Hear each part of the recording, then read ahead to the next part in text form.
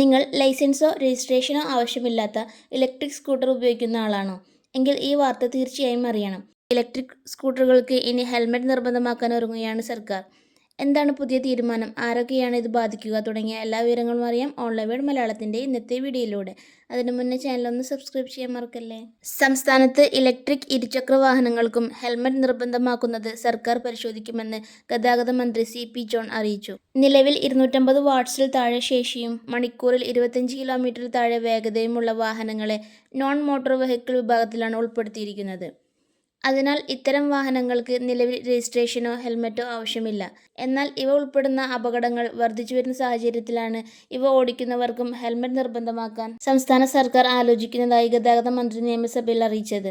രജിസ്ട്രേഷനും ഹെൽമറ്റും ആവശ്യമില്ലാത്ത ഇത്തരത്തിലുള്ള വാഹനങ്ങൾക്ക് ഇൻഷുറൻസും ബാധകമല്ല. ഇപ്പോൾ ഇതൊരു നിർദ്ദേശം മാത്രമാണ്. സർക്കാർ ഔദ്യോഗിക വിജ്ഞാപനം പുറത്തിറക്കിയാൽ മാത്രമേ പുതിയ ചട്ടം പ്രാബല്യത്തിൽ വരികയുള്ളൂ.